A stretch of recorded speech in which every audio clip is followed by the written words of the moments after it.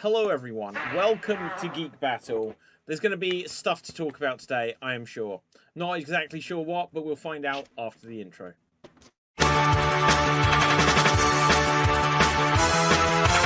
Welcome to the Geek Battle Zone. We discuss comics and puny minds are blown. We debate Marvel versus DC, Skeletor, X-Men, and Ron Weasley. Judge David slams down the gavel and cap dreams of Henry Cavill. It's a Geek Battle stream, nerd rage as we assemble our Geek Avengers team. Welcome to the Geek Battle party. We got the Justice League and our Batman is Marty. Say Hitler's a Tim as movies are greenlit. Every new movie, Dad's already seen it.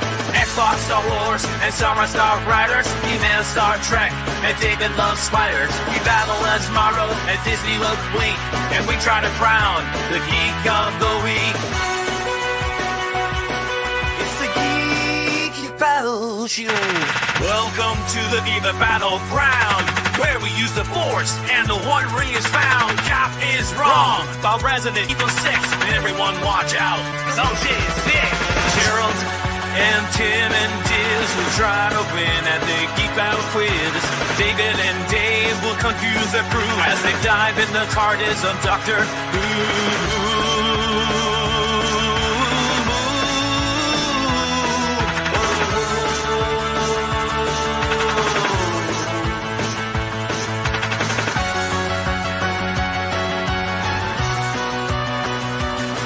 It's the Geek Battle! Watch out now, we're full of hot takes. Johnny Courtney is garbage, but Red Dwarf is great. You love Sega, I love Nintendo. But in the Geek Battle, we are all friendos.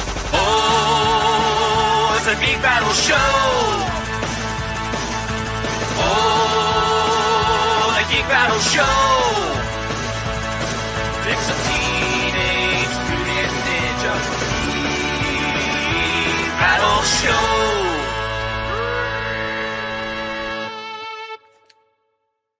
And welcome to Geek Battle. So, I'm David. This is David. Say hello. I'm Dave. You're Dave. Say hello to the people, Dave. Hello, everybody. My name is Dave MC, coming from Paris, France, but also from the Yellow Dot Tavern, the Tavern of Eternal Chaos and Mischief. And my geek fact for this week. So a bit of nostalgia tour a little bit. So I was rewatching Captain Scarlet actually today.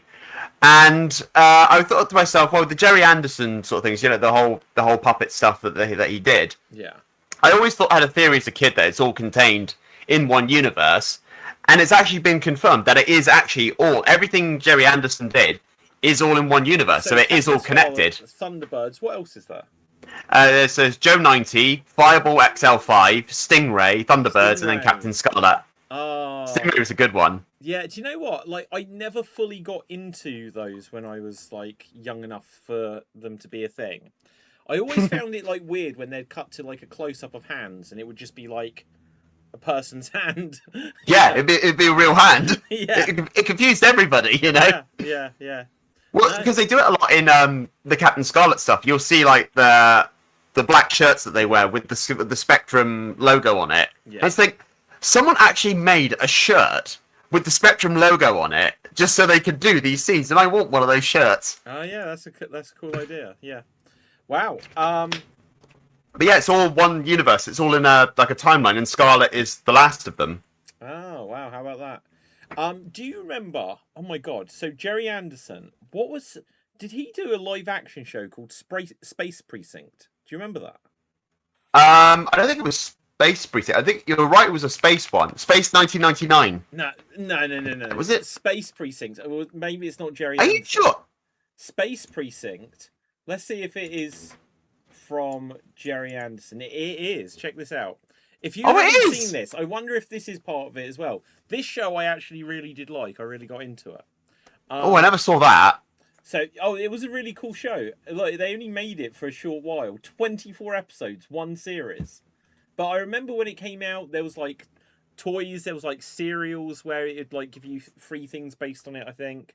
But, yeah. So Space Precinct, British television series, Sky One, blah, blah, blah.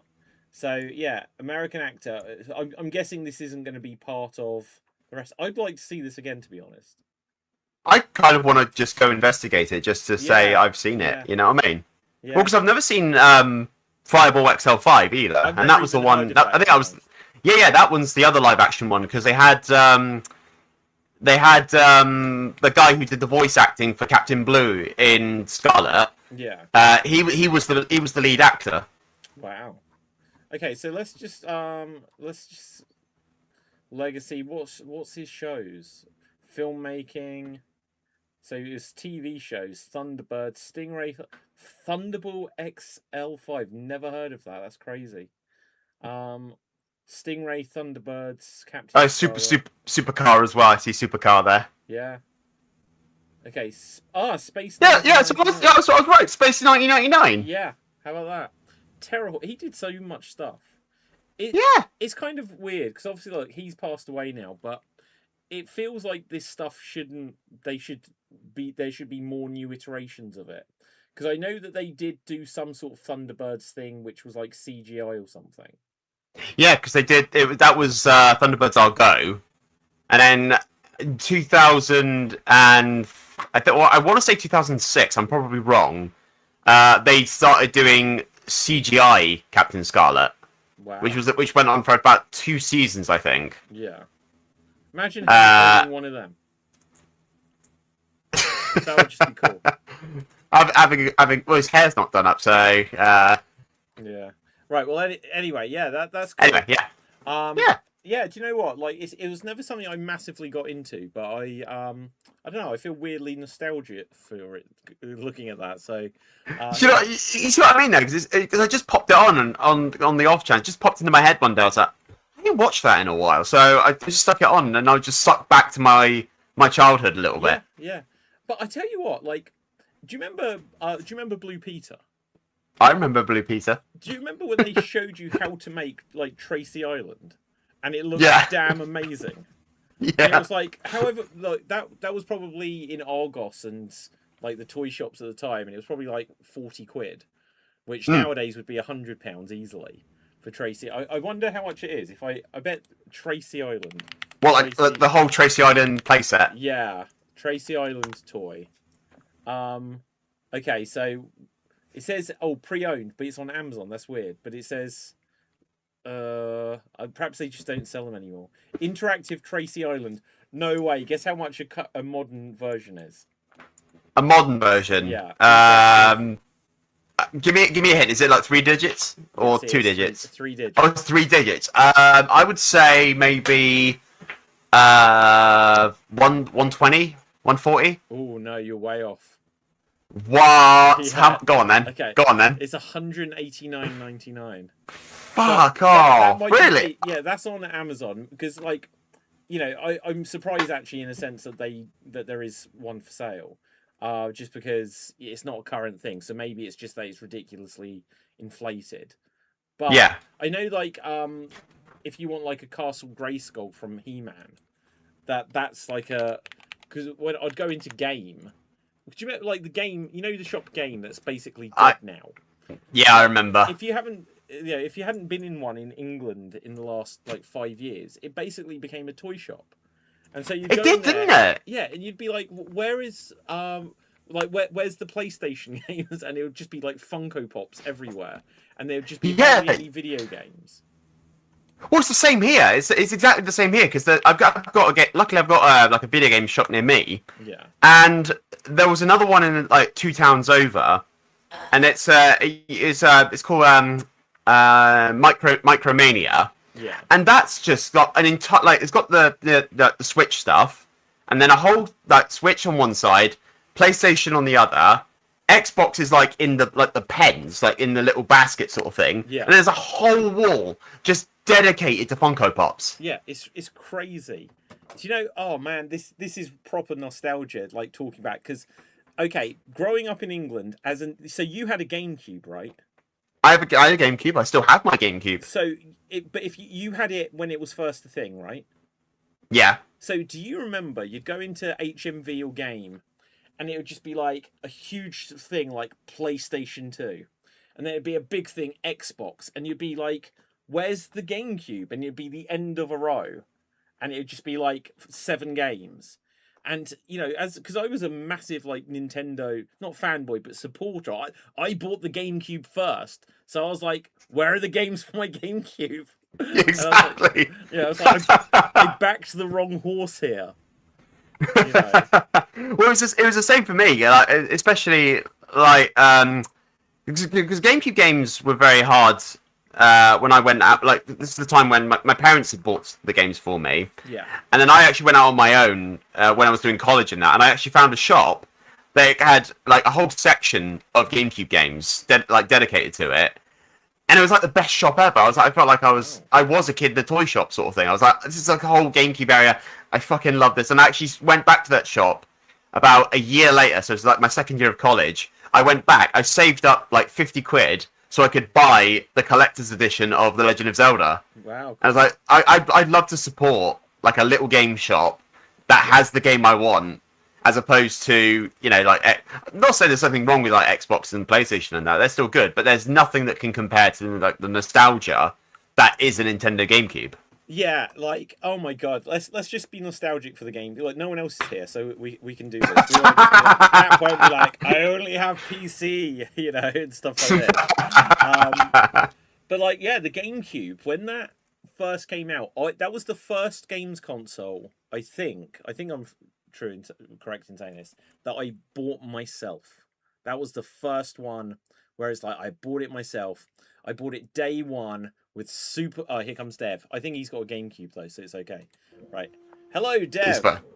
What? Yellow Hello. Duck Tavern intern? No, I prefer if you take that off. All interns need to go through Steven and then the Mimic, Right, well, I'm going through the mimics. They bite. Right, well, anyway. Yeah, we cannot see you currently. But Dev, we were just talking about the Nintendo GameCube. So when it first came out, I bought it day one, and I'd heard that Luigi's Mansion was a short game. And I was like, well... Because the crazy thing, the GameCube, when it was coming out, they announced, I think it was like 180 quid. But obviously it wasn't going well, because I think they dropped it in price before it actually came out. Wow, he's gone. Don't know what happened there. Too much GameCube. Yeah, too much GameCube. And so I was like, I'm spending a lot of money if I'm just going to get this and I'm going to be done with this one game within a few days. So I got Super Monkey Ball. I played it for a day and I was like, why did I buy this? I was like, I can't stand this game. I was like, it's too fiddly. It's too hard. Took it back, bought Luigi's Mansion, completed it within 3 days. And then I was just like, waiting for Mario Sunshine to come out, basically. Yeah, it was the same. But why am I hearing myself? I don't know. All right, Dev is back. That's quite distracting. All right. Now, I can't do that. I've got to mute myself so I don't hear myself. Just till it's sorted. Yeah. So yeah, well, I remember like when the GameCube was out, we had like this is nostalgia, like Woolworths, in my town when I was living at the time. I went up to there and they'd advertised on there that the GameCube was out and it was the Wind Waker when they announced Wind Waker, and they said, and now coming with Wind Waker as well. It was Ocarina of Time, right? Yeah, Wind Waker, and then it was tied into it with The Legend of Zelda: Ocarina of Time and Master Quest was tied to it if you bought it when it came out. Yes. Why am I hearing myself? I don't know. It's coming from David. Is it coming from me? Yeah, How do you know that? I can hear it. But how... Okay. Yep. So Okay. Still Well, there. okay. Well, hang on. Look, I'll mute myself, and then I'll check what my mic is. But then, Dave, I'll mute, and then you talk and see if it's still happening.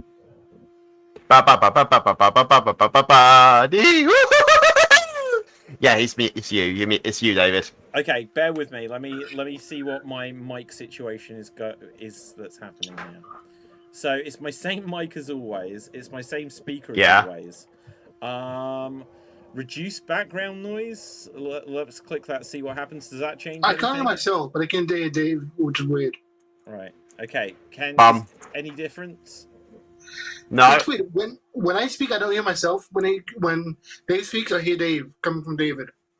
You hear Dave coming from David. That is so weird. Right. Well, anyway. What the hell's going? Oh. Hello. Bum. Still there. Still there? Bum. Well, we may just have to power through, guys, because I don't know what the solution is at this point.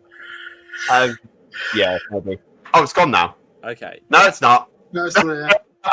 Flipping out. I wonder what's doing it. I have no idea. Why am I hear myself? What? Much too low, like really low. Could be me. Let me raise my volume, see if it happens to me as well. Hello? Hello. Testing. Yeah, I can't hear myself, I can hear David. You can hear Dave me? coming from David. Shit. Okay, again, let me just check, because if we were on Zoom, StreamYard, then there'd be like this, background. This is such an entertaining show now, guys. Right. We got from nostalgia to tech issues. So, like, the reason I'm currently a chipmunk is because StreamYard can't detect my camera. Oh, okay. Well, we're having fun and games. Okay, look. Can you still hear me? Yes. Is it Yes. better? No, I can still. I've changed microphone. We're gonna have to power on, guys. We're gonna have to power on. Yeah. Sorry about that. No. It happens. Internet technology. But I do appreciate. One second. If you've got headphones on and you can hear yourself like on a second time delay. But so yeah, your camera's not working, Dev. No, StreamYard is not detecting it. StreamYard's not detecting it. Yeah. What were we talking about? StreamYard being stupid. I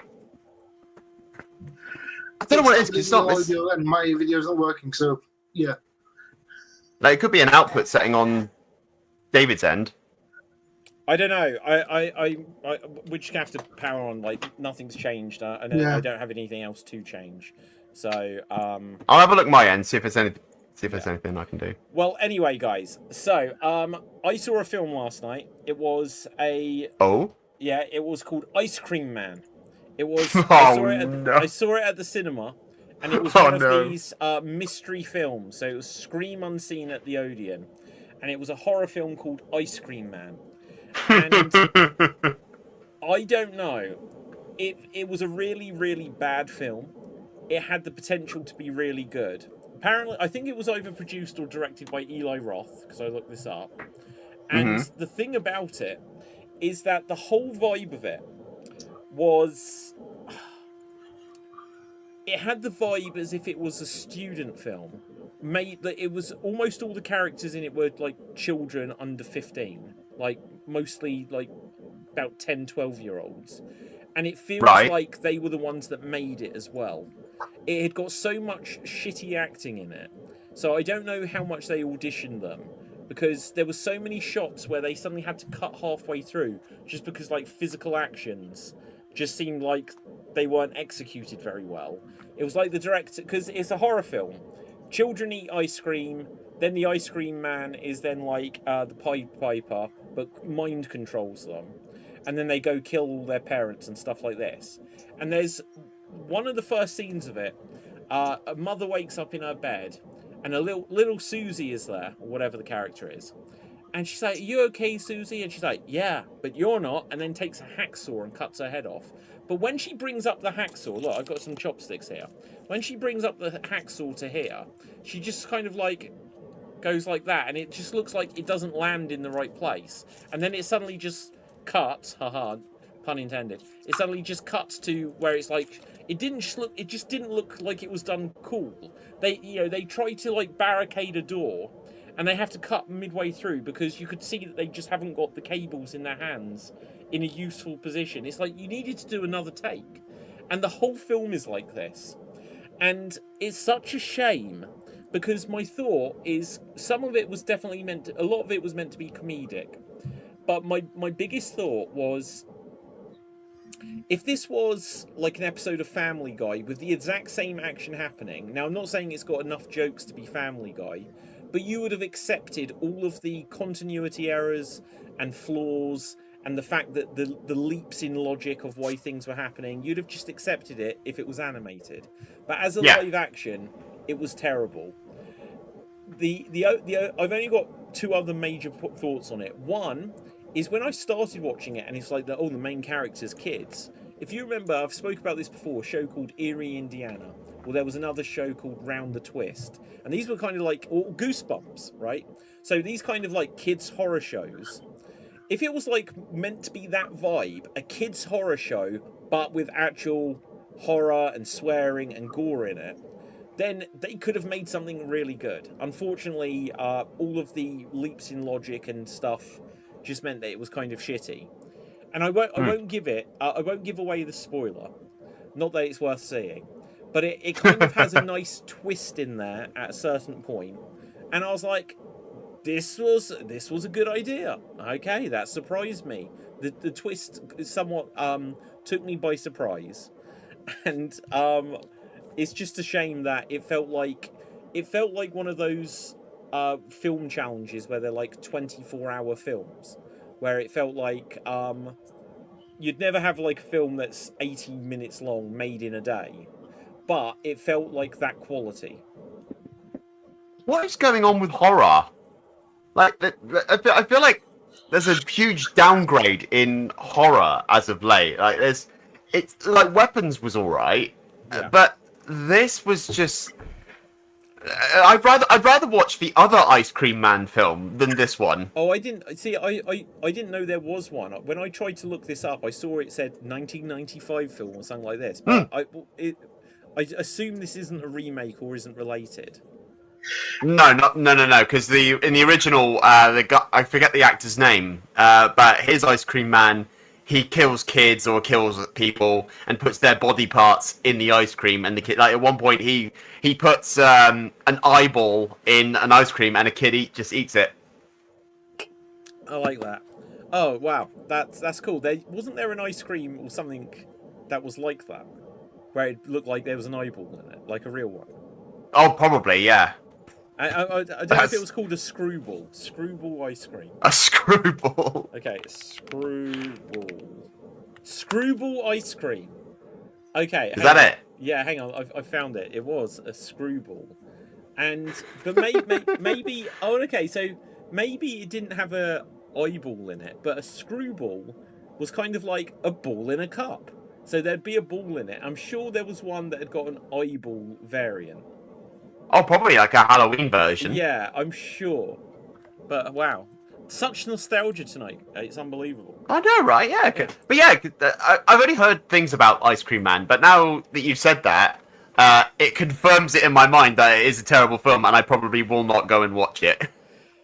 It's not worth going to the cinema to see. If it was just like on in the background or something, you might think, oh, there's some, also the kids.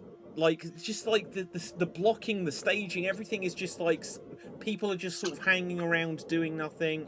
It feels like the kids maybe they're improvising the dialogue. They swear so much that it's not even. It's just like we're swearing to show that we're adults, but yeah, they weren't. Have you seen Thanks Killing? No, I don't think so. No, okay, so I won't ask the comparison then, because like I'd say I always ask people who say that a horror film is terrible like that. I will always ask, is it? Oh crikey! Because I know there was a film called Thanksgiving, which was over the top horror film that came out maybe 2 years ago. 2008. Oh no, this isn't. No, I haven't seen Killing.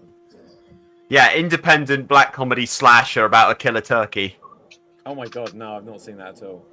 It's so bad. I'm trying to think, like, what horror films I've seen this year. There's been quite a few, and I don't think most of them have been any good. Lee Cronin's The Mummy, I didn't think was particularly good. Return to Silent Hill was dreadful. What else did I see? Horror films, 2026 horror films.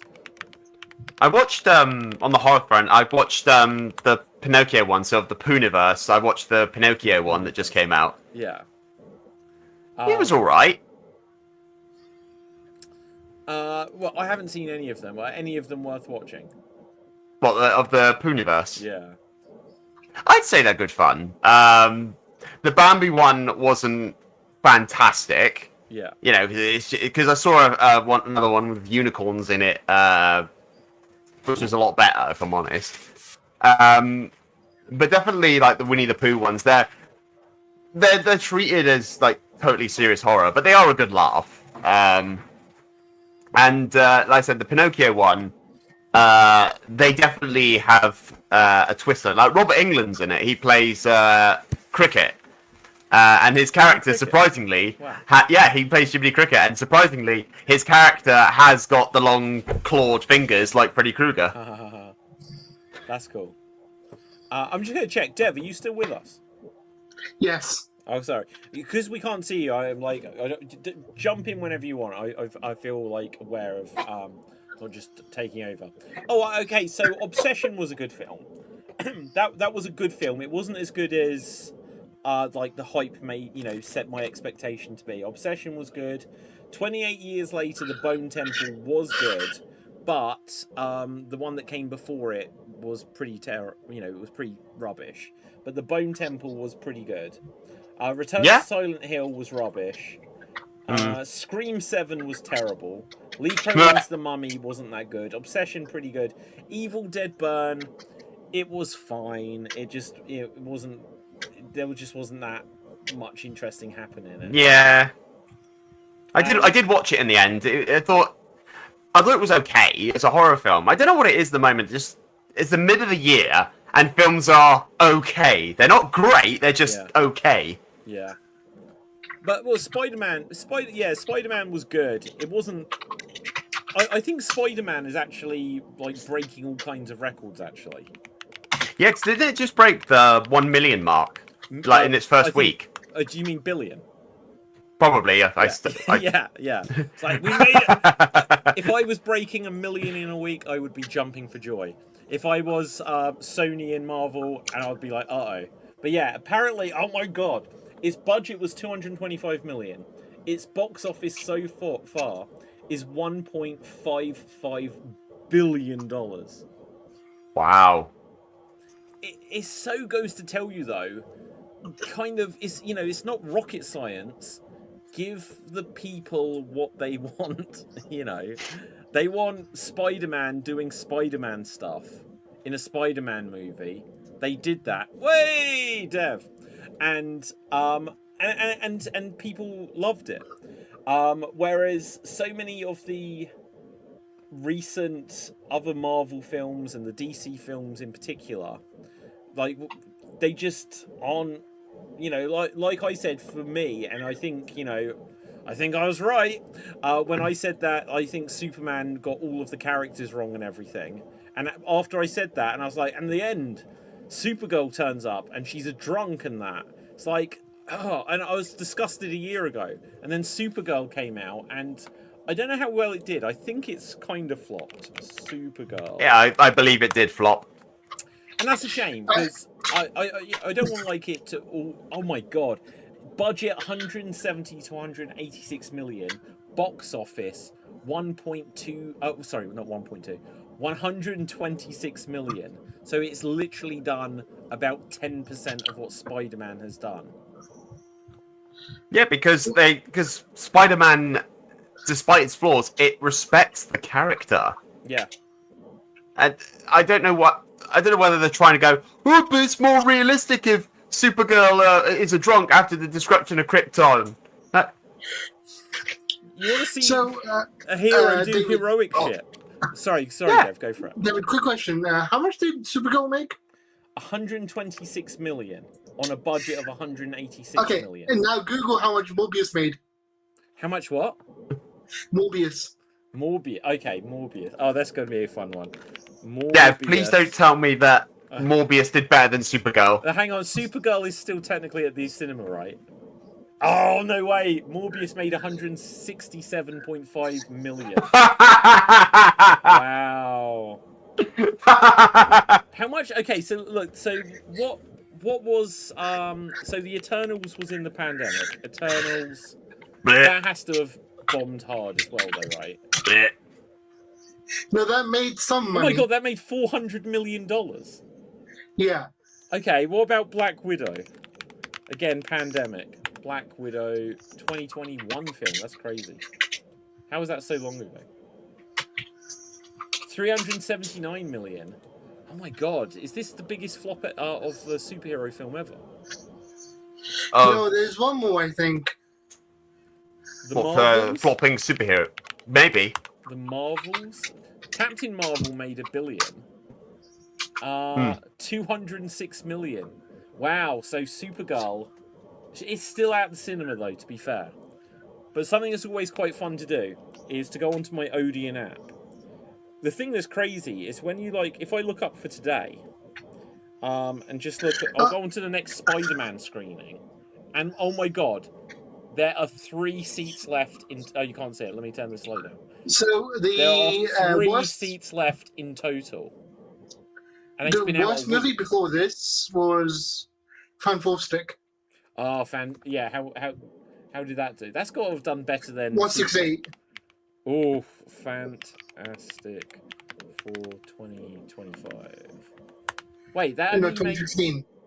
Wait. Oh, 2016. Yeah, Fantastic. Fantastic. Oh, hang on. So the original Fantastic Four, 2005, made 333 million. Fantastic. That is Four, respectable. 2016. We'll see what 2015 rather. Its budget was 120. It made 168, and then Fantastic Four 2025 made 521 million. So, that's poor for what it should have been, but it's not to be sneezed at. I mean, it was similar to what Superman made, but this I remember, in fact, because Superman 2025 made 618 million on a 225 million budget, and it just goes to show though, Superman is the most famous superhero character of all time. I'd say fairly undisputedly. You could say, Batman or Spider-Man, but I don't think there is a 4th contender in there. It is one of those 3. Is there a 4th contender? If you're talking early days... No, I just mean if you think who is the most famous superhero of all time, and so it's not saying because Iron Man clearly isn't. He may be the one that became the main focus of the Marvel Cinematic Universe, but that's the only thing that made Iron Man more prominent. Okay, so you're exactly right. Yeah. I think of one more person that's technically a comic book character, Goku. Yeah, I understand why you'd say that, but I think that's not worldwide. I think if you had to name a anime He's character, Jesus in Latin America. He's Jesus. So well, yeah, okay, he's equal so to there you go. Jesus. Right, but I think if you ask name an anime character or something, that might be the go-to of Goku. But I don't think he's anywhere near Superman, Batman, Spider-Man levels. And I don't know who would be next in that discussion. Wolverine. Oh yeah, that's good. That's a good choice. Good choice. Captain America. Again, maybe. Yeah, it might be that people know him, but I just don't think it's quite the same. Oh, hang on, sorry guys, let's mute that. But anyway, but the point is, if you've got Superman that failed, well, it didn't fail, but 618 million, it should have been doing $1 billion. It should have been doing Spider-Man kind of numbers. And so, in one sense, I think one of the reasons why Supergirl probably did as badly as it did was because the Superman movie was disappointing. I mean, to be fair, apart from Avengers, when has a comic movie last made $1 billion? Oh, that's a good point. Okay, so ones that did make $1 billion, Aquaman did, Marvel's did, Captain Marvel did. Joker did. Didn't No Way Home make $1 billion? Oh yeah. So yeah, Spider-Man, No Way Home was an insane performance. No Way Home I think the last 6 weeks have been like a freak accident of cinematic proportions where every movie's done well the last 6 weeks. Every movie's done well. What else has been out that's done really Like, well? a lot of big movies have come out in the last 6 weeks. Yeah. Oh, so Odyssey. How well's the Odyssey doing? I still haven't seen it. Odyssey's doing so well, it's sold out for the next 4 weeks. In fact, there's a funny anecdote that people are hiring wheelchairs to sit in the wheelchair spots to go see them. That is a genius idea. I'm not gonna lie, that is oh my god, I think it was a marketing thing. But did you see the thing where someone came up in cosplay with a Trojan horse and then it falls over and there's 2 people inside it and they were sneaking into the cinema? Have you seen that? I'll see if I can find that clip. That sounds brilliant. I think, but immediately people were saying this is fake. Oh my god, it's made 922 million. So yeah, there you go. Odyssey. How well did Toy Story 5 do?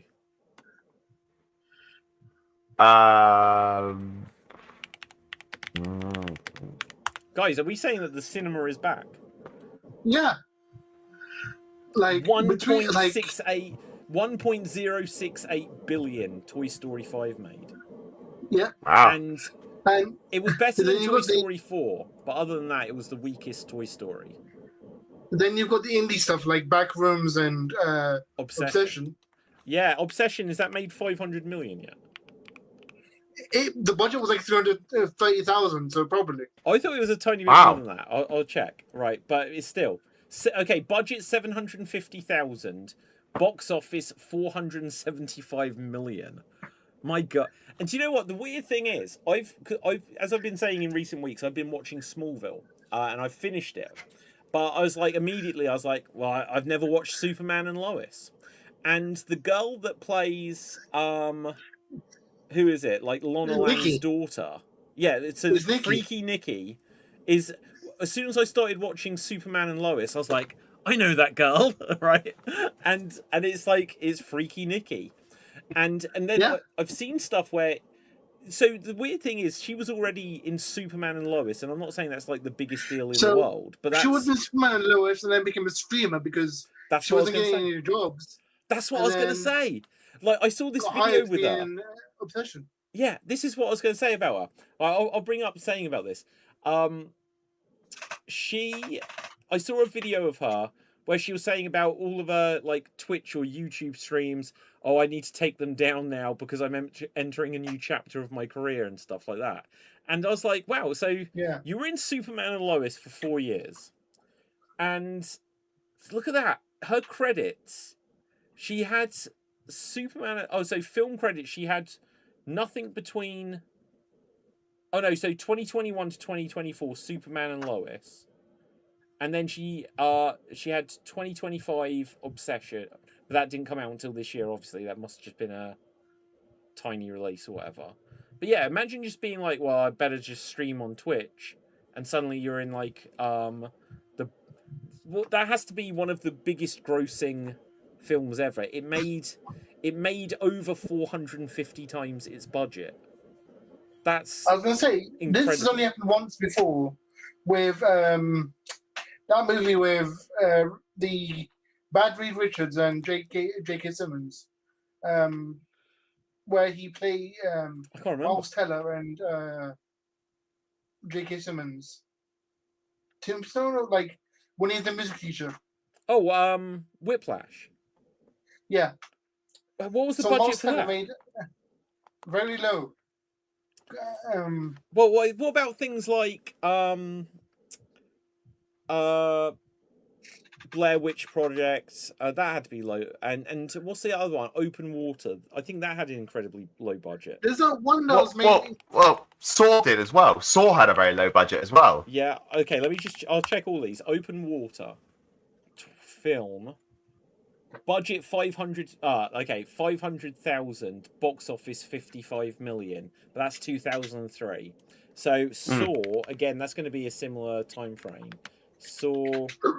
Well, I'll just put in Saw, see what comes up. So Saw's budget was 1.2 million, and it made 104 million. but again, that was 2004. What was the other one we just said? Whiplash. Yeah, that had a 3 million Whiplash. budget. It had a what? It had a 3 million budget and it made 50 million. Wow. But okay, none of these are anything close to Obsession. That has to So be one of the the most reason I brought it successful. up wasn't because of the entire budget, but the fact that Miles Teller, the actor for Reed Richards in Fantastic, Yeah. was only paid 8,000 for Whiplash, Oof. and Indy Neverett was paid about a couple of grand for Obsession. So I wonder what you do with that. Are you just pleased to be in like the biggest hit of like the year, or So is it from like what, you can from now what I'm leverage it? told is from people that have been in that position, it's like the first pay will be really bad, but then it's opportunity cost. You'll Yeah. get another job. The next job will make you millions. Yeah. Yeah. Especially because she's in talks to be Mystique. Oh, that's crazy. She'll be Mystique. Yeah, Wow. because If we've I was got her, I'd be angling for a different role. I I would we've already want got one confirmed. where you Rogue. think they showed Mystique on Doomsday's trailer and they instantly swap her out with Florence Pugh.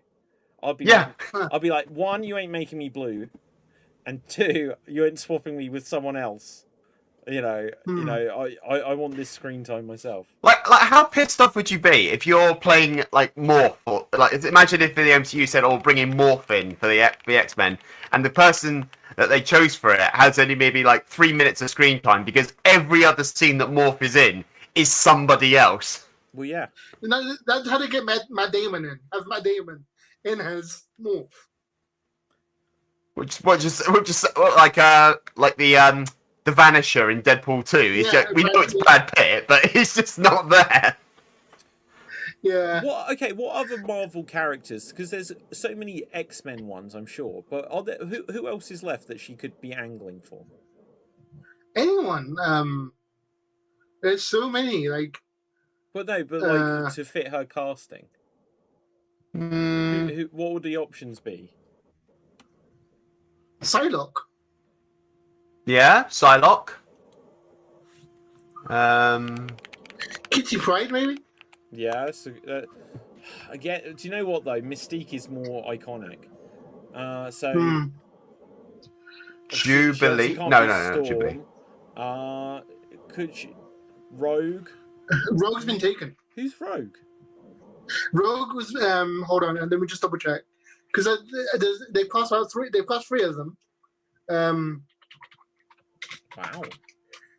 It's Rogue and Emma Frost and Jean Grey in cast. So Jean Grey obviously is in Spider-Man. Yeah. Sadie Sink. Yeah, it's apparently it's the girl from Alien Romulus.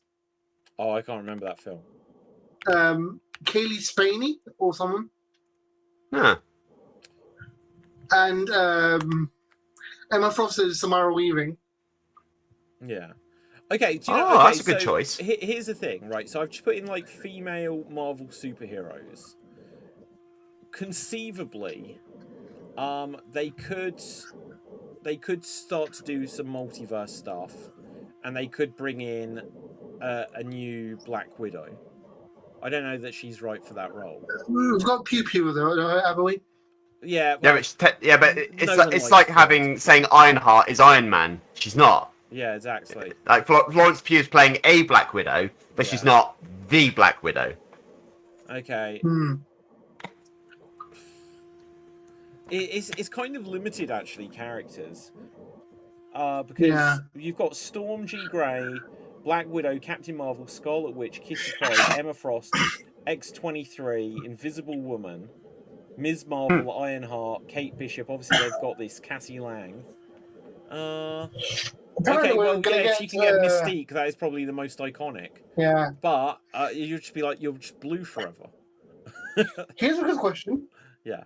We know at least one character that's not coming back. One actor that's not coming back after Doomsday. Mark Ruffalo. Is that? Oh, I did not know that. What's Did the they story confirm that now? Yeah, Marco Ruffalo said it's his last movie. Why would he do that? Why would he do that? That's crazy. It's like, I've been doing this for 15 years. I'm out. 15 years and you haven't given me a solo movie yet. Legally, they can't. I know, it's ridiculous. And it's funny because they refused to even do a deal like Sony did. Yeah. Well, is it because Universal get to distribute it? Like, I'm not sure what the legal thing is there, but it's worse than Sony. Oh, it's frustrating. Oh, okay. Do you know what? He's not on the same level as Batman, Spider-Man, Superman, but I think Hulk, when the MCU started, the Hulk was the most famous of the characters they actually had in the grouping of Thor, Captain America, Iron Man. Hulk was... You remember why, though, don't you? Remember why what? Remember why Hulk is much remembered out of the three of them, right? Well, but he had 2 more movies before the MCU started. Yeah, Lou Ferrigno. So, yeah, but also, just like, Hulk is kind of a universal character as well. He doesn't talk. Obviously the Banner side of him does, but it's just you don't get a character that stands out visually more than Hulk.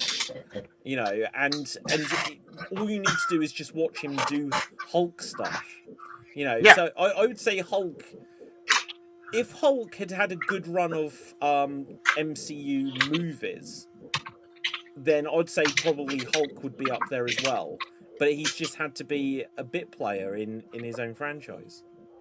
Yeah, they really toned him down, definitely. Like, I liked the film they did after Iron Man. I've forgotten the actors. Edward Norton, I think it was. Edward Norton. I believed he was Bruce Banner. You know what I mean? But yeah, they really dumbed down Hulk as a character. Like when he's doing the fight in New York, I believe that's the Hulk. But in Age of Ultron, I just feel like they really dumbed the character down. Well, I saw something stupid that said. I saw something stupid that said that after the Avengers movie, Universal went, "What the fuck are you doing to the Hulk? Make him different. You're not allowed to use Savage Hulk. Make him different. Make him like not like ours. Make him smart or something." Are they thick as shit? And That's like making a Godzilla movie, and he's not allowed to go to Japan. And that's basically and apparently that's the reason why Savage Hulk could only appear in the Spider-Man movie. That makes no sense. Well, no, you kind of got like versions of that Hulk in Thor Ragnarok. They gave him a little bit of dialogue, but so I don't know that you can control the version of the Hulk. I thought it was just that they had the rights to distribute like a Hulk movie. I thought that was the stranglehold they'd got on him. But the way they did tone him down, and they basically made it. In Age of Ultron wasn't the greatest film ever, and by pairing him with Romanoff and this whole it's getting sunsets, little dude, or whatever she says to him. Sunsets, little dude. Right, and so he can be calmed down. It was just like, well, in the previous Avengers film, they'd set up the idea that he could control it because I'm always angry, right? But now all of a sudden he needs to be calmed down by Black Widow. He gets trapped in a spaceship because he's an idiot. Then they turn him up in Thor, where it was such a comedy film, and then immediately in Infinity War, he has a 20-second fight with Thanos, loses, and then they cut his scenes where apparently the Hulk is scared to come out. They just absolutely butchered this character. The Hulk could be the coolest character in all of the MCU, and they just 2003 Hulk was the best Hulk. 2003 Hulk was the best Hulk. Yeah, Eric Bana's. Why'd you say that? Can I just disagree with you there, Dev? I liked the game that was affiliated with the film. I didn't like the film. Oh, how come? Well, I just found like I found the game was a better experience because we got like a load of Hulk characters. Like we had the leader as the final boss, and we had all these little gamma created villains as well. Like ones that weren't even Hulk.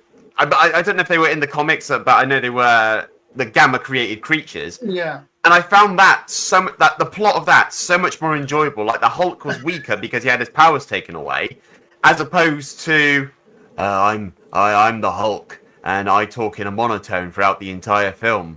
Oh, and by the way, the size of the Hulk keeps changing as I get angrier, and I don't understand why.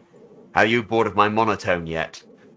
See, you just reminded me in the game they had the leader, which is a good version of the leader. That didn't look like he had hemorrhoids on his head. No, exactly. Oh, okay. So, Dev, why do you think the 2003 Hulk was the better version? It's like with the 2008 one, they've leaned into the whole like, oh, I'm like emo, edgy, like I need to be alone. I hate everyone. Batman. Like... I like both the 2003 and the 2008 films. Look, literally, right here, guys. Hulk smash. But I thought the 2003 one, it had those dogs that he had to fight against. But then what was the version of David Banner, his dad, in it? What was that character called? Absorbing Man. Yeah, Absorbing Man. So he couldn't really just have a proper fist fight. It was just sort of like watching a Final Fantasy VII battle. You know what I mean? It just was like... Yeah. He was like Thanos in Fantastic Four, like one of the... When it was the clouds. Galactus. Galactus was a cloud. Or even just like Dormammu in Doctor Strange, where it's just like this big thing where you can't really interact. It's not really a presence that you can properly fight with. So it just seemed just like, oh, it's CGI graphics. I think it just lacked something, a proper villain for him to fight. You know what they needed? They needed Sutek. They needed Sutek. But then obviously... Motherfucker. Obviously 2008... it had the Abomination, and one of the criticisms was that because they took it on board. The last half an hour, or maybe 40 minutes, is just a fist fight through the streets and stuff. They're like, you want to see him fight? Now he's gonna fight. Which is annoying because like both the actor for Abomination and Edward Norton are too good of an actor to be the Hulk and Abomination. Yeah. Well, see, this is what we was just saying about Mystique, right? Or what Morph Man, or whatever you said, right? Yeah, it's like we've cast one of the greatest actors in the world, Edward Norton, to be the Hulk, and he's like, I was on set for 3 days. You know. It's like casting Raul Julia as Bison. Well, I actually say it's like hiring the voice actor, like the guy who did the voice of the prince in Snow White. All right, sir. All right, I'm ready to do my lines. I'm ready to go, sir. You have 3 lines. What? Yeah. He just turned out and he has 3 lines, and then he never speaks it. It's like Prince Philip as well. His last line is at the end of the first act of the film, and it's "Goodbye, Father," and he never talks again. Who is Prince Philip? In what film? That's Sleeping Beauty. Wow, that's crazy. Yes, yeah, and Sleeping Beauty's last line is, "I can't believe it," and then she never talks again. Yeah, that's interesting. I didn't. Remember. I just imagine if one of us were said, "All right, David, this is Kevin Feige calling you. We want you. That's you. We want you to play Beast in the new X-Men film. You're not going to be seen. Your face is not going to be seen. We're not going to have you in human form, and you're on screen for 2 minutes." Yeah.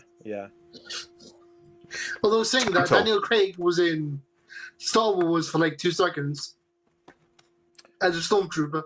Yeah, but he was already Bond at that point. He was just like, "Oh, I'm here. Can I be in this?" You know. So, it was the same for a lot of them, though, wasn't it? Yeah. It's crazy. Okay, so guys, what else have we got on the menu for today? Have you guys seen the Blanca trailer for Street Fighter? Yes, yes. Were you not here last week, Dev? Did you miss this? No, I was dead. Oh, you were dead. Okay, well let me bring it up. we actually, in fact, hang on. Right, let me just check, because not only did we bring it up, we brought it up without the force field, because I've done a couple of experiments recently, and it seems mainly that Warner Brothers are the biggest bastards in the world. So as long as it's not Warner Brothers, which I don't think it is, we should be okay to check it out. It's legendary. Oh, okay. Well, it's the thing. It's like I streamed the other day. I was streaming Ocarina of Time. Yeah. And when I got to Gerudo Valley, it's got one of the best best bits of music in the whole game. And I went there like weeks before to hear the song. YouTube, nothing about it. And yet I was there last week, and then they were like, "Oh, no, he's using the music. How dare he!" Okay, so the one thing is, like, this was a bigger scandal several years ago, but Nintendo are the Warner Brothers of in terms of gaming, yeah.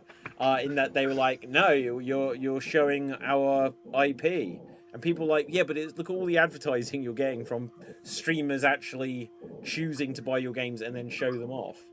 Okay, so that's what I mean. It's not like I'm saying I created Gerudo Valley. I did it. It's me. It was me. I created the song. It's all mine, everybody. Yeah. No, I'm just. Nintendo literally has ninjas for lawyers. So. Okay, 6 days ago. Not Dev. What are you talking about? That's absolutely not. Let's get a proper. Okay, so this says Paramount special look. Why isn't it scrolling? No, don't load that. Load this. Okay, let's give it a go until I get destroyed by Paramount Pictures.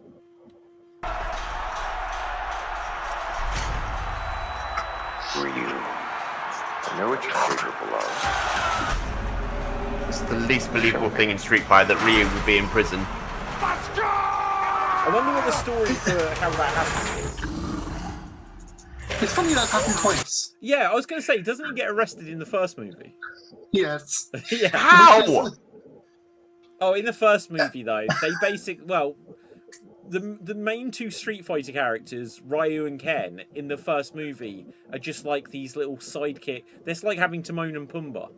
That's how they made them in the original movie. They're literally Timon and Pumbaa, and they get arrested trying to sell plastic toy weapons as real weapons to Bison Sagat. Yeah. Okay, let's.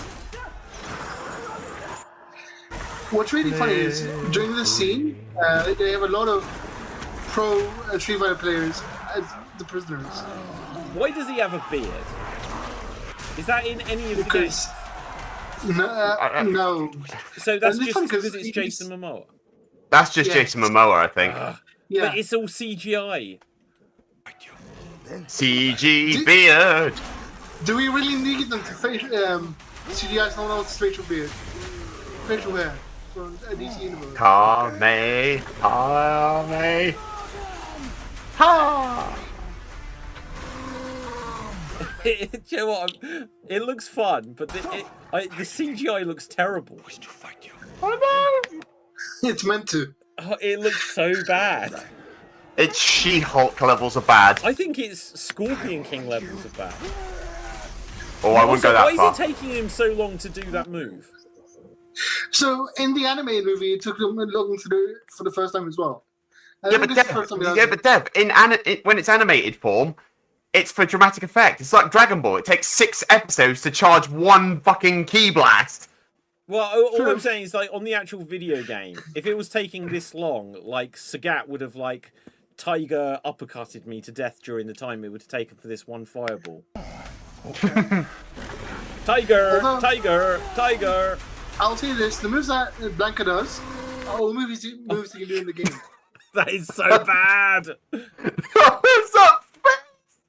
Oh my god. It looks like a cat! And the chest, the nipples, everything about this is just awful. Yeah, so this scene has the polka dot man, the girl from Karate Kid, and several of the prisoners are pro Street Fighter players from the tournaments and stuff. Ah, okay. Like the guy who does the parry, like the famous parry video. I tell you what, he looks good as Bison though. Yeah, Apparently, they're going for the I know what you're capable Raul of. Julia style rather than Yes. game style. Yes. I agree. Especially for a Street Fighter movie, they should. And did you see Cody Rhodes' entrance during SummerSlam? As a matter of fact, I did. This is a risk. Let me try bring it up. So, SummerSlam, Cody Rhodes. They literally reanimated the Street Fighter intro. Yeah, so I'm hoping that it won't actually ding anything because it's just a video game theme. Right. Okay. Let's. Is this just what someone's filmed themselves? Yeah, I think it is. Okay, yeah, let's click on this. This is going to be a mistake. I bet it comes up with an advert. Okay, right, so, Dave, you're now entering the world of Slam Jam for a moment because obviously Cody Rhodes, as you can see on Dev's little picture there, there's Cody Rhodes from the wrestling wearing a helmet he wore to look like Guile, but his entrance had got a recreation on in 16-bit graphics of the selection screen. Right. So it says SummerSlam. I'm guessing the music they use is the same it's on as the Street Fighter. 8-bit version. Yeah. Wait, From does he Street even have Fighter, yeah. Roman on there? No, he doesn't. But that's ridiculous. He's in the movie. Why wouldn't they do that? Idiots.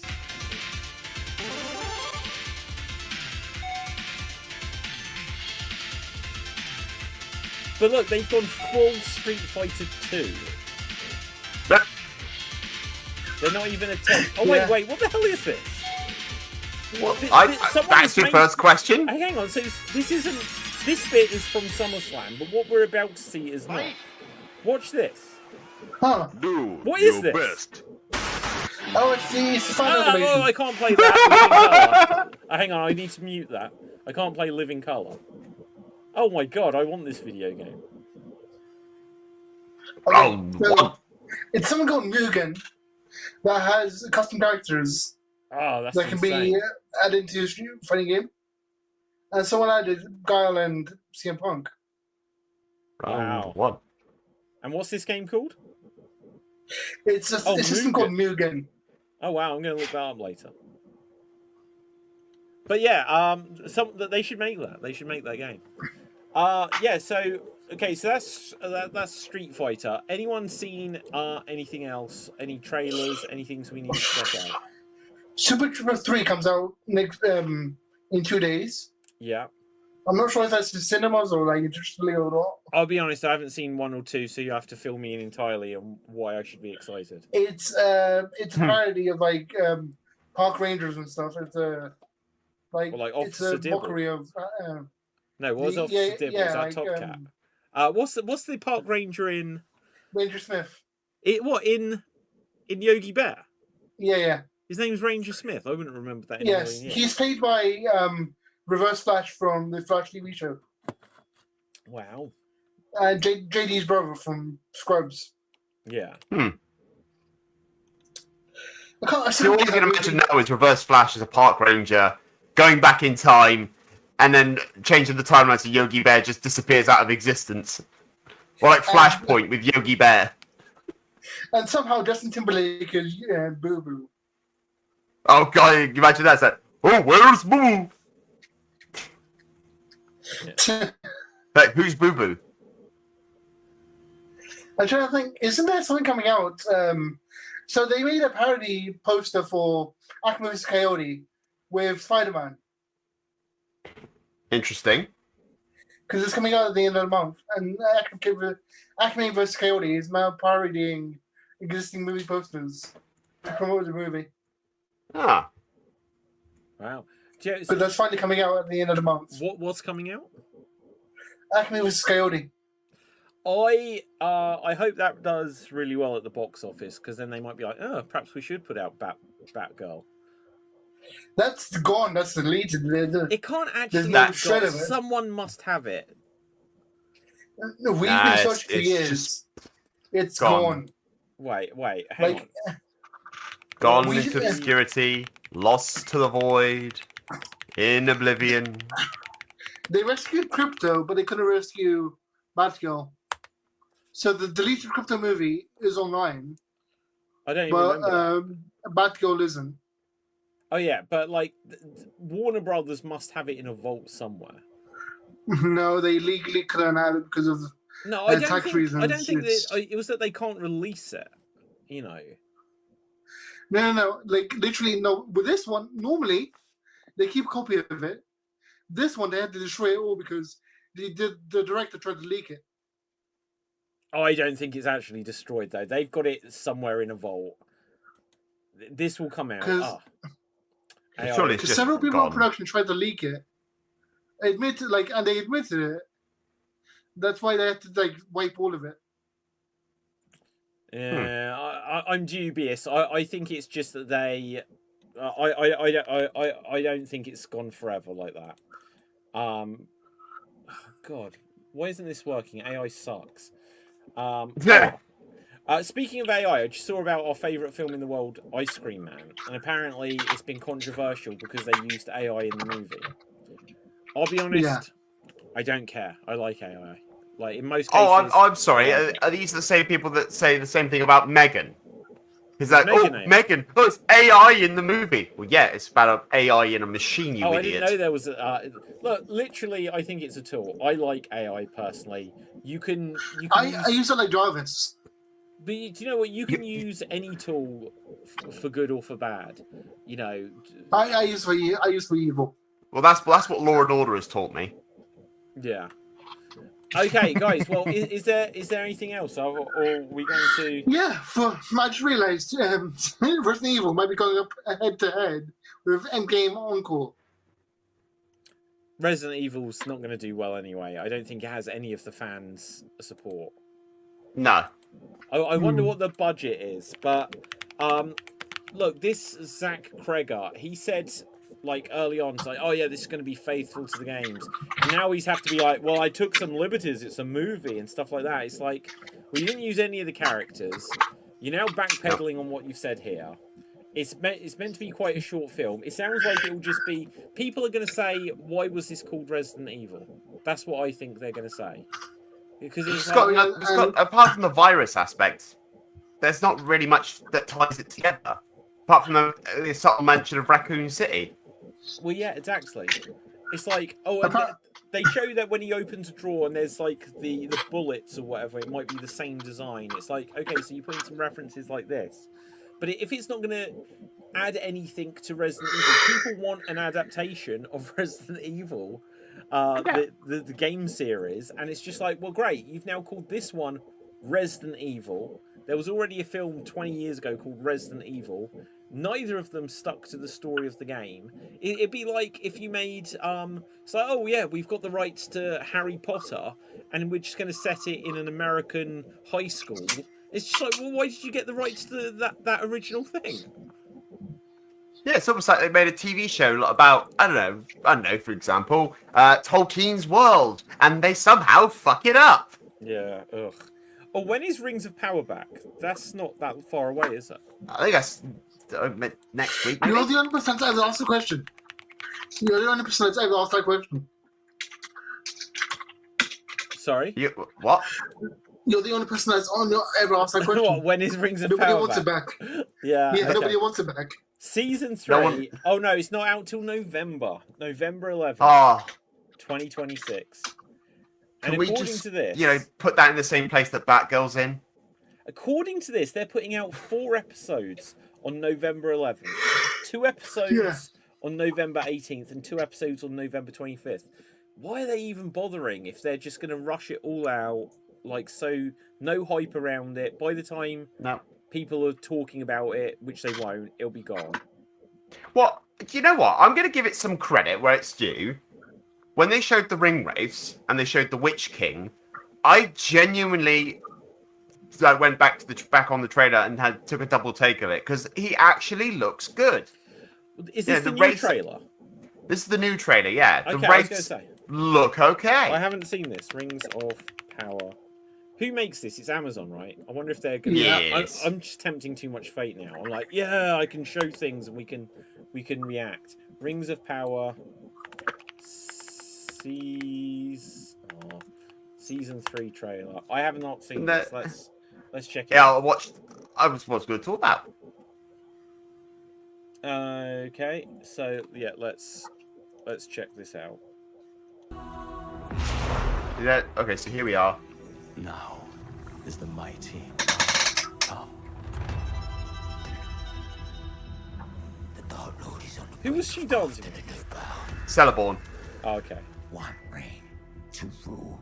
So we got hang on, good right. guy. Like, it's been a year since I saw this, but do you remember in the last season when, where is he? This dude died in one scene, and then he was just stood up after a battle in the next. Yep. Do you remember that? Who? Who was? Yeah, I forget who that character is. I have a feeling that's supposed to be either Saruman or Radagast. Saruman. Yeah, of course it is. No, it's meant to be Saruman because he's a villain.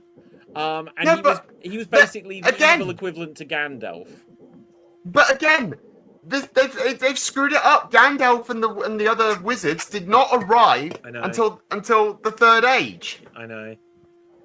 But the Tolkien-esque trailer, it ticks boxes of looking Lord of the Rings like, but the story was so mishmash in the first 2 seasons. Yeah, that's my point. Is that they can argue behind the whole thing of creative liberties and such. Say, oh, we can't use some of the stuff, so we'll just make some shit up. Yeah. And like having the wizards there at that point is like, it's one fact: the wizards were not there during the Second Age. They were not there. They came after after the ring was missing and such. Now, look. So it's such a dramatic change because when you think about the movies where this new one that Stephen Colbert is writing or something like this, where it's like like The Hunt for Gollum, and it's going to be set during like 17 years, and when you find out that there's like 17 years from when Gandalf said like keep it keep it safe or whatever to Frodo, and then it's the ring, keep it safe. Do you remember? I forget what the exact line is. It's a famous line. I'm screwing up. Yeah, keep it secret. Yeah, there you go. Yeah. So is it secret? Yeah. Is it safe? Yeah. So like in between those 2 scenes where Bilbo F's off, gives Frodo the ring, and then Gandalf comes back, it's like 15, 17 years have passed. And when you watch Lord of the Rings, you think it's the following day. Like it's it's just after the weekend, and so now they're like, well, we're gonna tell those 3 chapters in a 3-hour movie called The Hunt for Gollum or whatever this new one is. And so it's like, okay, you can take liberties with time in terms of when you watch Lord of the Rings, you think that their whole quest has just been over a few weeks. You know, that's how it feels. Not that it has been, a decade or 2 decades or whatever. But when you're talking about a different age, it's like they've got things... The whole point of what Tolkien wrote was meant to be the mythology of England and the UK.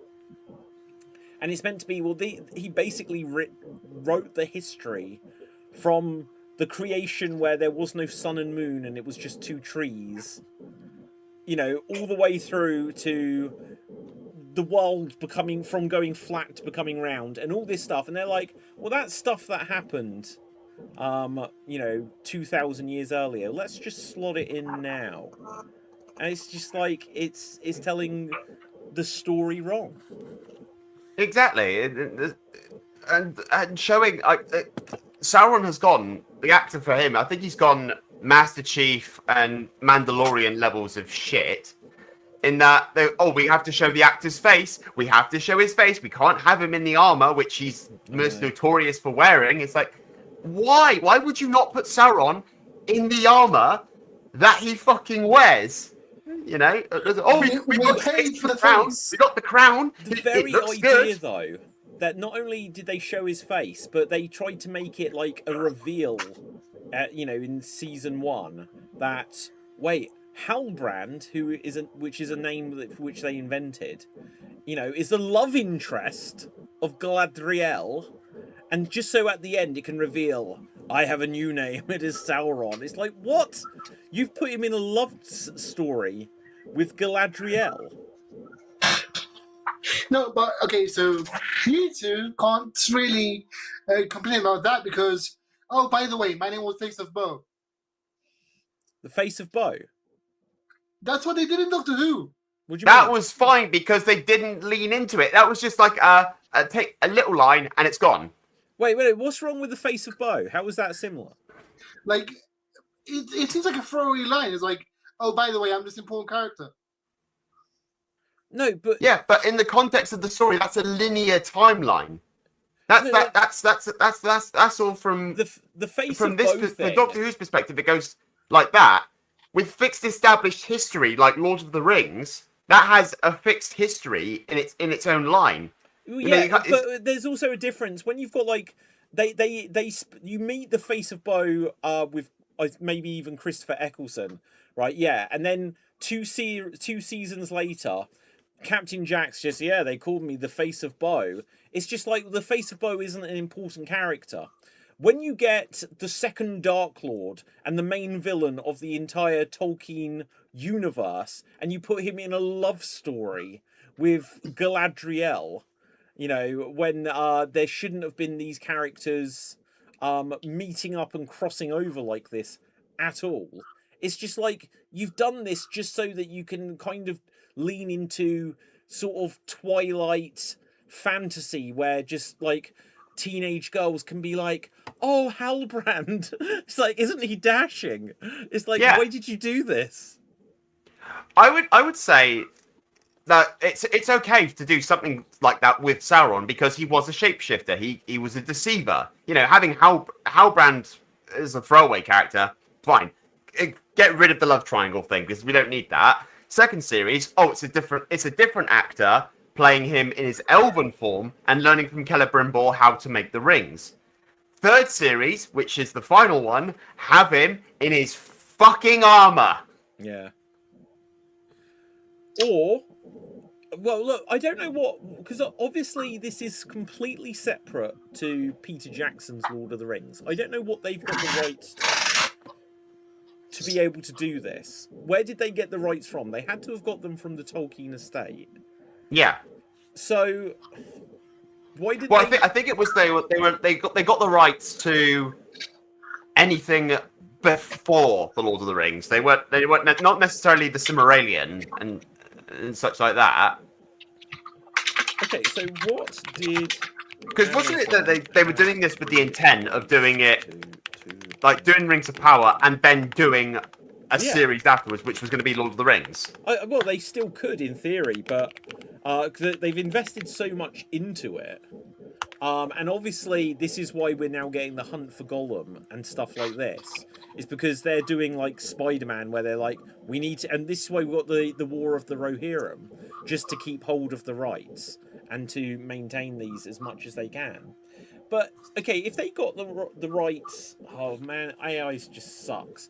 But if they went to the Tolkien estate, then why didn't they think like, right, if we're going to do prequel stuff, if they couldn't get the Silmarillion specifically, why didn't they get like the Children of Hurin or what is it, Beren and Lethuin or whatever it is? Just get one of these other stories where it's not leading directly into the Lord of the Rings. Do something with Morgoth and show just like take another story and do that complete story instead of doing something where it's like, well, we're just gonna have these half-foots with Grandelf, who everyone knows is Gandalf, and we're gonna have Halbrand, who everyone knew was Sauron.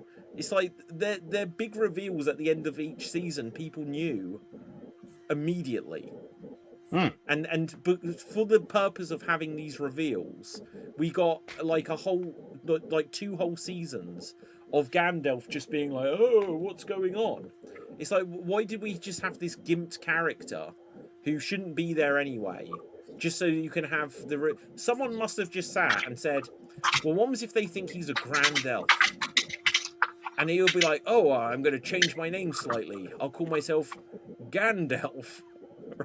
But it's kind of stupid as well, because when Gandalf goes away, like when he finds out that Bilbo has the ring, Yeah. and he detects the power from it for it being, you know, the dark magic of Mordor, he goes to Gondor because they'll have the information about. Wait, there was something written about a ring. I know information about this ring, but I don't know a lot about it. So it kind of defeats the purpose of him being present for the last alliance war with the elves, the men, and fighting in Mordor. Kind of defeats the purpose of him being there if he already knows because he wasn't around. Gandalf's not that old. Like he's not going to sit around for 3,000 fecking years. Like just saying, "Oh, I'm gonna find this ring. I'm gonna help everybody look for it." And then by the last year, he's like, "I'm fucking bored now. I'm gonna go do something else." Right. Well, anyway, guys, let's begin to wrap things here. Go on. Sorry, Dev. Did you have something? Yeah, because I know I'm reading these words. I don't understand any of what this actually means, but I'll read this out for you. Yeah, go for it. The Rings of Power have the rights to Lord of the Rings itself and any of the appendixes. Yeah. Mm-hmm. It doesn't have any rights to the Silmarillion, the History of Middle Earth, or Unfinished Tales. Why So would you did you do something set so far back as a prequel when you can't actually use any of the? And how did they You get don't the rights have the if rights. They were already okay, because do you remember? So obviously, the rights for the Lord of the Rings were different to the rights to the Hobbit, and that is why Peter Jackson made Lord of the Rings, because he couldn't make the Hobbit, and so he had to. But I can get the Lord of the Rings rights, and then when it came to like video games and that, they were making video games of the movies, but a different company, the same year that the Two Towers video game came out, put out a Fellowship of the Ring video game that was, completely different designs and literally based on the book. So they were still giving out the rights there. So why? Okay. So in November 2017, Amazon paid nearly $250 million for the rights with the Tolkien estate, Tolkien Trust, HarperCollins, and New Line Cinema. Wow. So they did do some sort of deal with New Line to be able to do this. Christopher Tolkien, I think, died in 2020 or 2021. Mm-hmm. So he was not letting any Unfinished Tales, anything that he released as the editor, Silmarillion, Unfinished Tales, The Children of Hurin, whatever the other ones were that came out, that he was the editor of, he was not letting any of them go, and they made this deal in 2017. So I wonder now if they will actually he died 2020, and let's see what he published. But why would you try to do a prequel series, as you said? Why would you do a prequel series if you haven't got the rights to the history that everybody knows? Yeah. Okay, Beren and Luthien, The Fall of Gondolin, The Children of Hurin, and then The Fall of Arthur and The Legend. The Fall of Arthur. I don't know that at all. Is an unfinished poem by J.R.R. Tolkien, so maybe there isn't a movie in that. Who knows? And The Legend of Sigurd and Gudrun. See, the really weird thing about this is they have the rights to whatever they made a movie of, but they can't make a movie out of it. But they're also allowed to mention, but not go into detail, for the Forging of the Rings, the Rise of Sauron, the Fall of Numenor, Yeah. Numenor, yeah. And the Last Alliances of Elves and Men. Wow. Okay, do you know what though? The Tolkien estate clearly are going to be willing to give out the rights now that Christopher Tolkien has passed away. And so it will happen.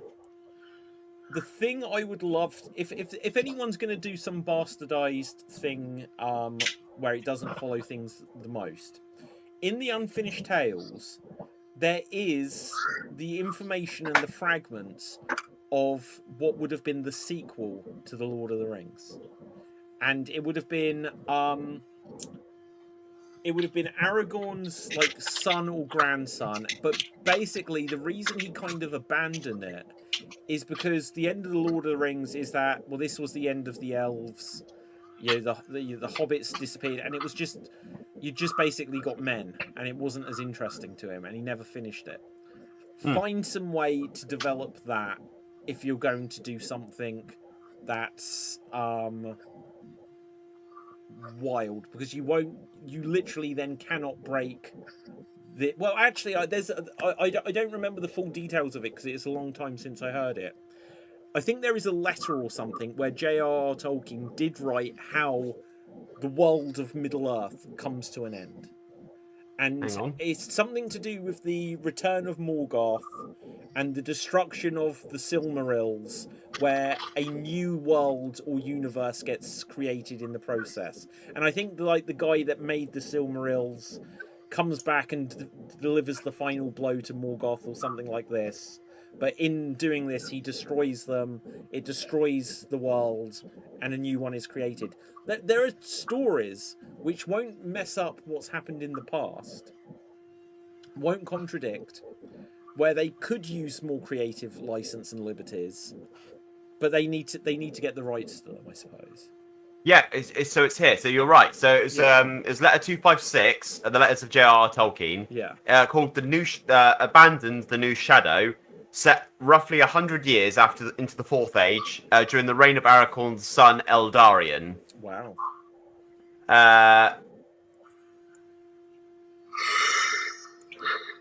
Yeah, so the story featured relentless citizens in Gondor, political conspiracy, and a rising secret cult worshipping evil. So I think that must have been, I say Morgoth. Well, so I don't know if that that maybe that did tie into it as well, because whatever that was, I think he abandoned it. But I think he also had, again, it was some letter or something where he said how. Okay, hang on, let's try to find this. Then we can wrap it up, because I appreciate like going on as well. But there is something. Okay, how did J.R.R. Tolkien say the world of Middle Earth wasn't okay? So the new shadow, wasn't that after Morgoth? Oh yeah, so Morgoth comes back. Morgoth comes back. That's how the world ends. Somehow Morgoth has returned. Yeah, somehow Morgoth has returned. Yeah. I forget the details of it because this was some time ago. And just somehow. Yeah, somehow. Best joke of the evening. Do you know what? I tell you what, in the future, as ridiculous as that is, people will end up saying that concept is genius. You just need to somehow. It was here first. It was here first. Yeah. It's taking so long. Is it because, like, have I run out of AI credits and stuff like this? Right, anyway, guys, let's begin to wrap this up. If it loads, or if not, I'll share it with you after the show. But let's find out. Oh, hang on, it's doing something. It's still thinking about my request. But let's find out where we can find everyone. If it pops up right at the end, I'll jam it in there.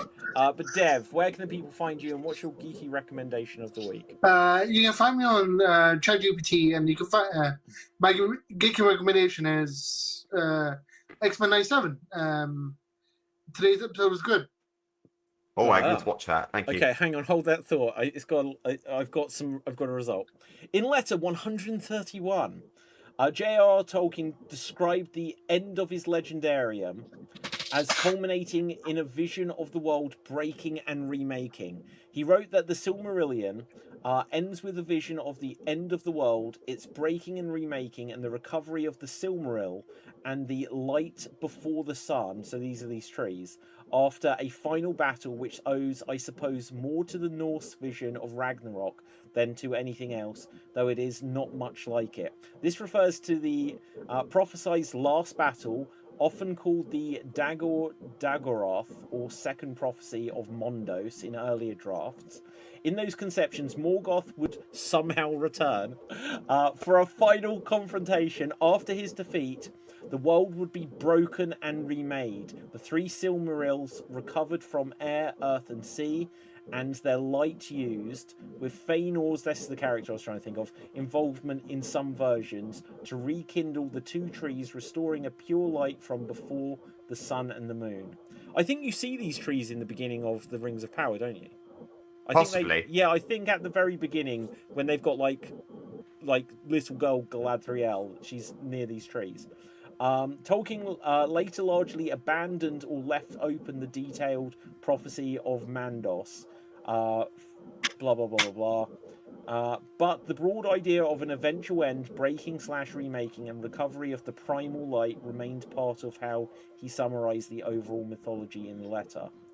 And it says, note that this is distinct from the end of the Third Age, Lord of the Rings, the fading of the elves, the destruction of the ring, and transition to the dominion of men. Tolkien saw the Lord of the Rings as the twilight close of the mythic era he wrote about, after which there is only history. The ultimate end of Arda itself is more of a, can't even read that word, vision outlined in the letter. I can't even begin to read that. It's fascinating though, isn't it? He had so many versions, and I think that abandoned idea there, that's a story you could flesh out. You know, that's one where there's only fragments. You could go a bit more wild. There's room for creative license in there. Anyway, Dave, where can the people find you? You could find me here on Xstream on various shows, and check out my YouTube and Twitch channels, the Yellow Duck Tavern. You can find that on there. I live stream on Saturdays, Sundays, Mondays, and Tuesdays for stuff like Red Dead Redemption, The Legend of Zelda, and I do Let's Plays. There's currently Fossil Fuel currently on my channel, so please go and check that out. And my geeky recommendation, we were talking nostalgia in the beginning of it, and I watched another nostalgic show. Go and watch The Dark Crystal Age of Resistance. It does a bit of love to The Dark Crystal from Jim Henson. So go check it out. It's a lot of fun. It's really good. And yeah. Is that so? That's not the movie. It's a show. Yeah. It was. There was 8 parts, 8 episodes showing the Skeksis, or how the Gelflings are all gone. Okay. Do you know a big shame of mine is I've never seen The Dark Crystal. Somehow that one has always bypassed me. What? I know. I need to see it. Go and watch The Dark Crystal. I will. If you do that, I will watch Sliders. Oh my god, you are in for a treat. Right, okay, so my geeky recommendation is Sliders, always and forever. But other than that, my geeky recommendation is that you do not go to watch The Ice Cream Man. Instead, check out Extreme Improv in a little while. But otherwise, for me, I'm David. Check out Geek Battle Gaming on the actual Geek Battle channel if you're watching it here.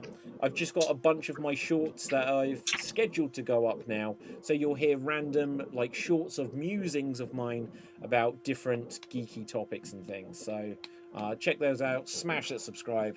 And with that, nanu, we're off the air. Boom.